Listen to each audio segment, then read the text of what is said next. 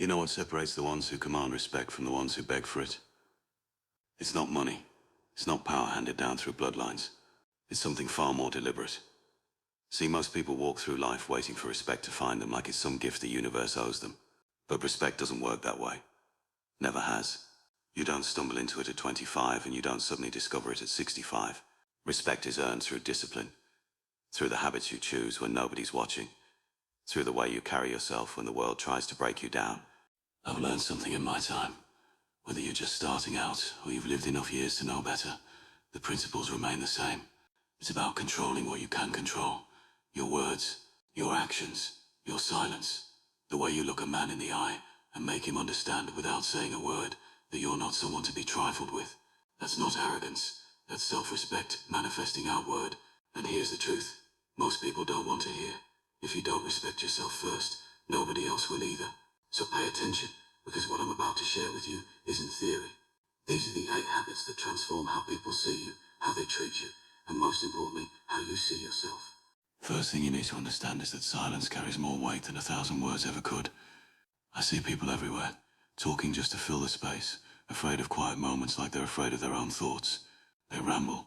They explain themselves to people who didn't ask for an explanation. They justify their decisions to those who have no right to judge them. And what happens? They give away their power, piece by piece, until there's nothing left but noise. When you learn to be comfortable with silence, when you can sit in a room and let the tension build without rushing to release it, people lean in. They start wondering what you're thinking. They start respecting the space you occupy because you're not desperately trying to fill it with meaningless chatter. Silence isn't empty. It's full of the things you choose not to say, and those unsaid things often speak louder than any speech you could give. Not tied to that silence is something equally important. Emotional control.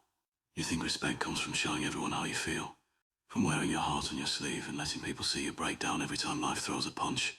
I'm not talking about becoming a stone. I'm talking about mastering the art of not reacting immediately to every provocation, every insult, every setback. See, when someone can get a reaction out of you easily, they've found your weakness. They know where to push. But when you can stand there, take whatever's thrown at you, process it behind those calm eyes, and respond on your terms, that's when people realize they're dealing with someone who can't be manipulated. That's when respect walks through the door. Emotional control isn't about suppression.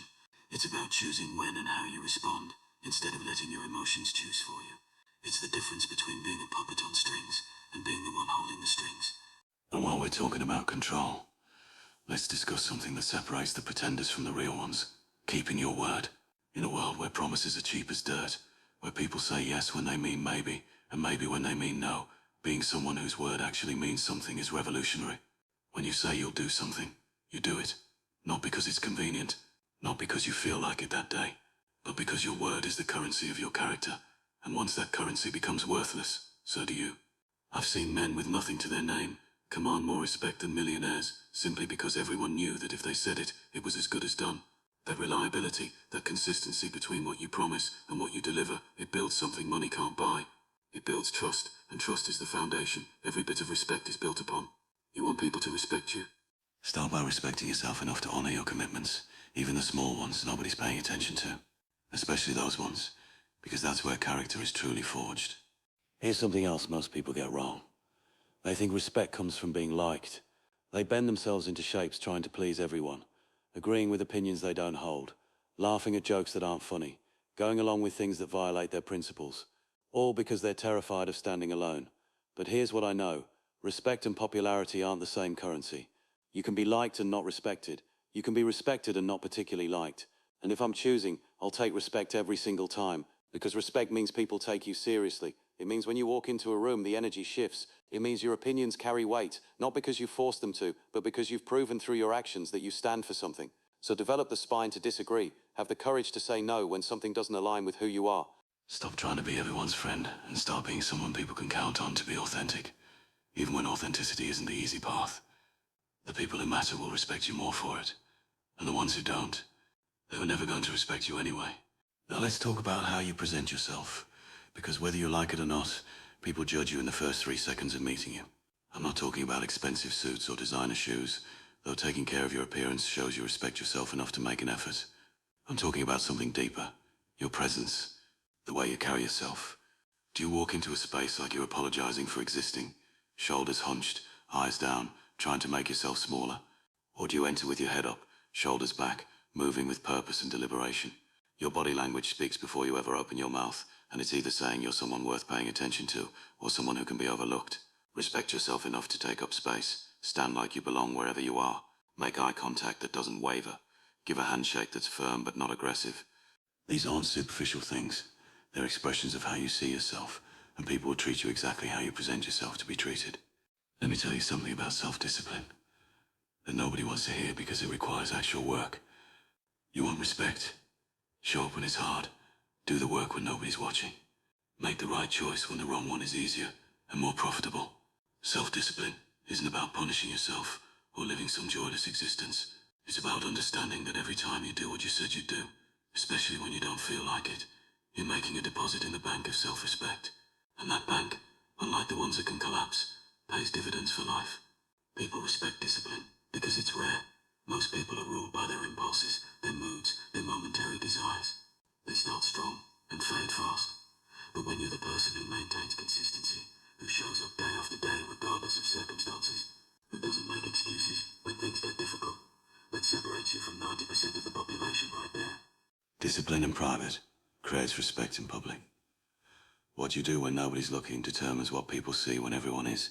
And here's a hard truth about respect. It requires you to be selective about who gets your time and energy. You can't be everywhere for everyone.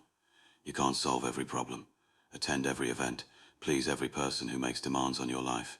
The person who says yes to everything ends up respected by no one because they've shown that their time has no value, that their priorities can be overridden by anyone with a request. Learning to say no, to protect your time, to be ruthlessly selective about where you invest your energy. That's not selfish, that's self-preservation. It communicates that you understand your worth. It forces others to respect your boundaries because you respect them first. When you do choose to show up, when you do invest your time in someone or something, it means more because people know you don't give it freely. Scarcity creates value. And when your time and attention become scarce resources given only to what truly matters, people respect both you and the gift of your presence. Finally, understand this.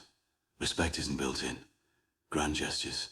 It's built in the small, consistent actions that demonstrate who you are when it costs you something to maintain your principles. It's easy to be honest when honesty is convenient. It's easy to be kind when kindness benefits you. It's easy to be strong when you're not being tested. But who are you when telling the truth might cost you an opportunity? Who are you when being kind gains you nothing? Who are you when being strong means standing alone? That's where respect is truly earned. In those moments when compromise would be easier, when bending your values would smooth the path, when abandoning your principles would solve the immediate problem. If you can stand firm in those moments, people notice. They might not say anything. They might not thank you. But they notice, and that notice turns into respect that lasts longer than any approval you could chase. These 8 habits aren't secrets. They're not tricks or manipulation tactics. They're the fundamental practices of people who understand that respect is a reflection of how you've chosen to live your life. Every day you wake up, you're either building that respect or eroding it. Every interaction, every decision, every moment you choose who you're going to be in this world, it all counts. So the question isn't whether you want respect. Everyone wants that. The question is whether you're willing to do what it takes to earn it, to maintain it, to live in a way that makes respect the inevitable result of who you are. Because in the end, respect isn't given freely, and it's not for sale at any price. It's earned through the daily practice of being someone worth respecting. And that work starts right now, with the very next choice you make.